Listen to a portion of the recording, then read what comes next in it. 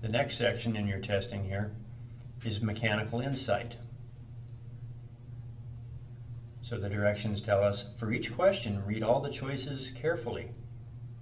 Select that answer that you consider correct or most nearly correct. Blacken the answer space corresponding to your best choice, just as you would on the actual examination.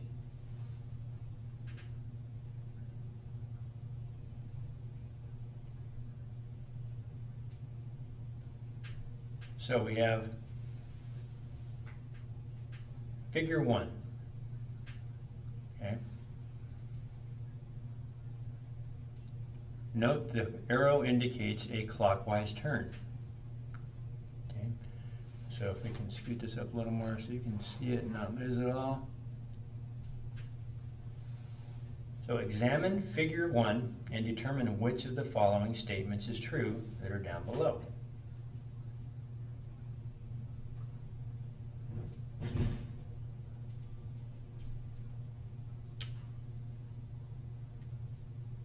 If the nut is held stationary and the head is turned clockwise, the bolt will move up. That's selection A. Option B. If the head of the bolt is held stationary and the nut is turned clockwise, the nut will move down. Option C. If the head of the bolt is held stationary and the nut is turned clockwise, the nut will move up.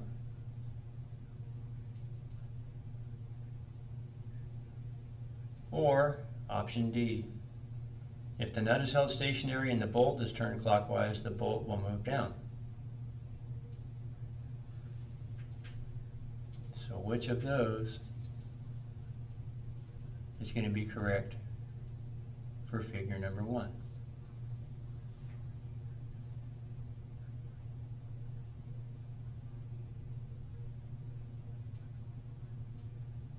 The correct answer is B. If the head of the bolt is held stationary and the nut is turned clockwise, the nut will move down. So looking at this picture, clockwise is like that. So as you turn the nut this way, if you flip the bolt up and look at it, trying to do that for you, yes, it's not going to happen. If you're looking at it, you're actually loosening the nut on a right-handed thread bolt. Notice the right side is higher than the left, so that's a right-handed thread bolt. Your normal righty-tighty, lefty-loosey type of stuff, right? Figure 2. Referring to figure 2, which of the following statements is true? Option A, if the nut is held stationary and the head is turned clockwise, the bolt will move down. If the head of the bolt is held stationary and the nut is turned clockwise, the nut will move down. Option C, if the head of the bolt is held stationary and the nut is turned clockwise, the nut will move up. Or option D, if the nut is held stationary and the head is turned counterclockwise, the bolt will move up.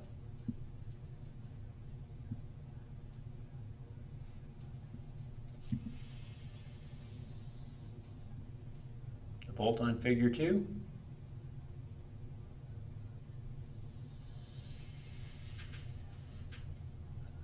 Our selections.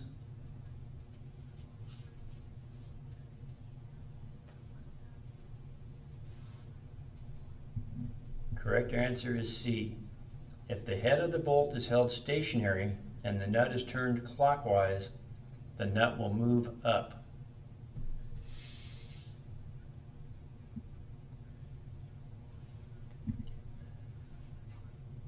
Unlike this first bolt, notice that the left side is higher than the right. So you want to take note of this stuff if you have something regarding bolts. So that means this is a left-handed thread.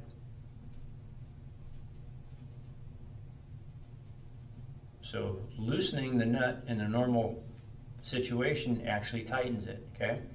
So if the head of the bolt is held stationary and the nut is turned clockwise, if you look at it from the end, it's clockwise from this side. If you look at it from the bottom, it's going to be counterclockwise, which will move the nut up. Again, some of this stuff is hard to see, just to visualize. This first one, just go to your local hardware store and get a nut and a bolt, and you can run through them. For this one, you'd have to go to a specialty hardware store to find a left-handed thread, but you could do it with that also. Someone did it in the pre-testing we do the night before, a year or two back. So anyway, on to item number 3.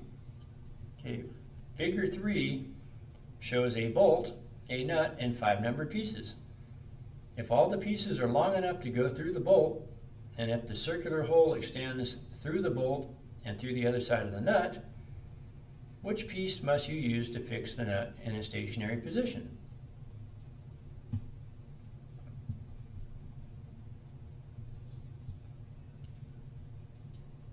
A is 1, B is 2, C is 3, D is 4, E is 5. So the numbered items up here are 1 through 5. So which of those pieces there would be the best option to keep this nut from coming off?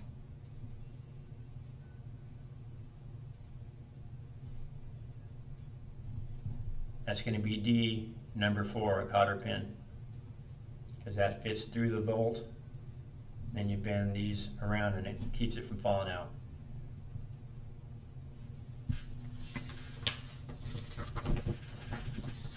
On to the next page.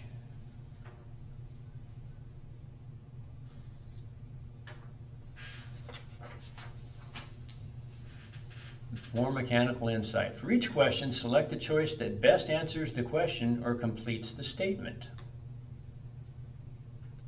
So, as I've taught this class for many years, which shelf can support the most weight?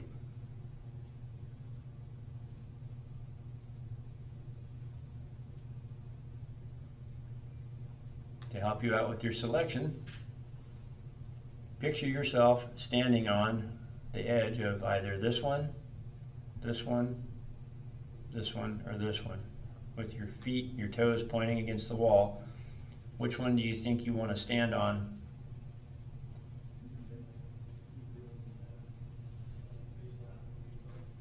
Okay.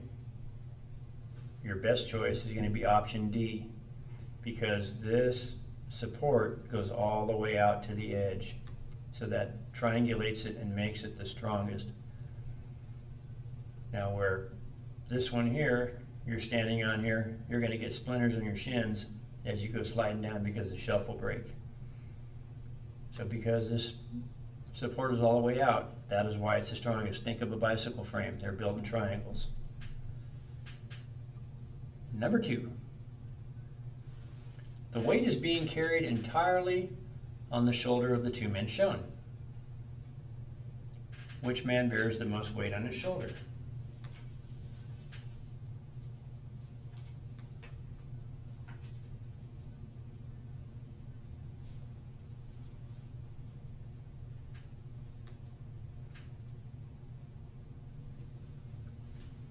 That one is obviously selection A from the picture, person A.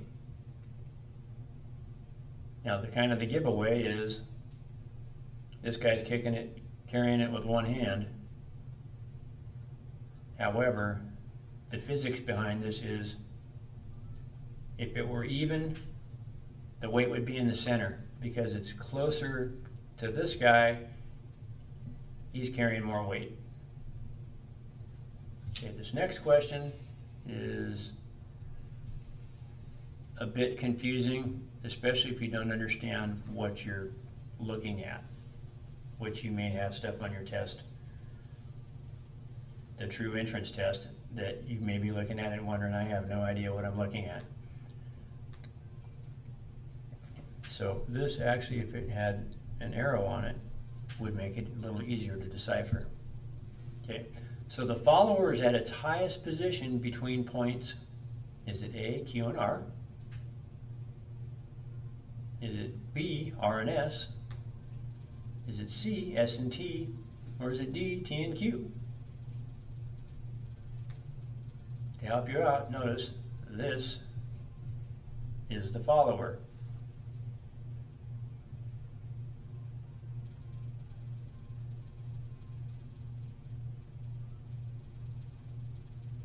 Okay, it's at its highest position because this is rotating around like a camshaft in an engine based off the center here. So A, it's at its highest position between Q and R on this arc right here, furthest away from the center of the shaft. I know for some of you are thinking, what the heck? But that is what it is. So on to the next one. All the wires are of the same substance, the same diameter, and under the same tension, which will vibrate at the highest frequency. Is it A, B, C, or D?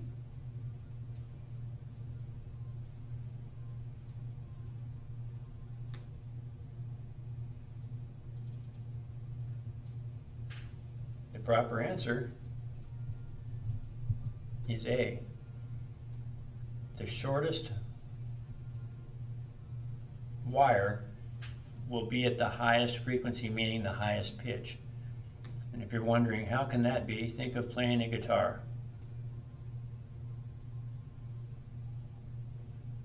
And when you're furthest down the neck, closest to the body of the guitar, on any given string, the shorter the string is, the higher the pitch.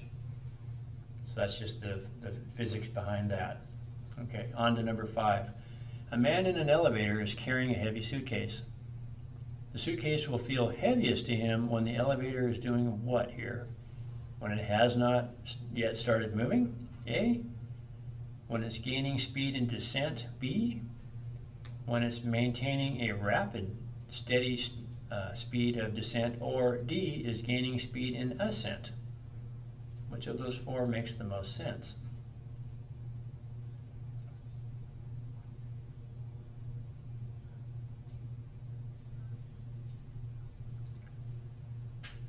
The correct answer is D, when it's gaining speed in ascent. It might feel heavy to him when he's standing there holding 2 50-pound suitcases off the floor. It's definitely not going to feel that way when it's gaining speed in descent, meaning going away, going down. It won't be it when it's maintaining a rapid, steady speed of descent, still going down, but it's going to be when the elevator is trying to go up. Because what's happening is it's going to try to push his feet through the suitcases, if you will.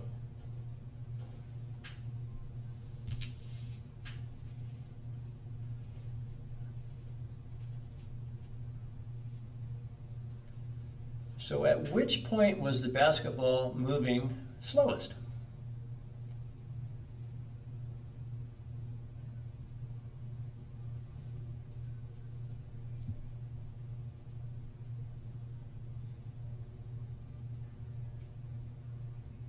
What do you think? It's going to be C at the top of the arc here. And if you're wondering, how can that be? Simply take your car keys, house keys, a tennis ball, anything, and just throw it up in the air. It'll go up, stop for a millisecond, then it comes back down because of gravity. Same thing happens when you shoot this ball. You have velocity going up, slows down, then it drops. So that's the physics behind the basketball moving the slowest.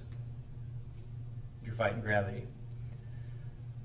So I hope this has helped you out with your perceptual ability, with your spatial visualization, your mechanical insight. and that you all will do well on your test tomorrow. Again, remember that time is your enemy tomorrow. You're going to have more items to take care of than there's time to answer. So choose the questions you answer first wisely. Best of luck to you. Thank you.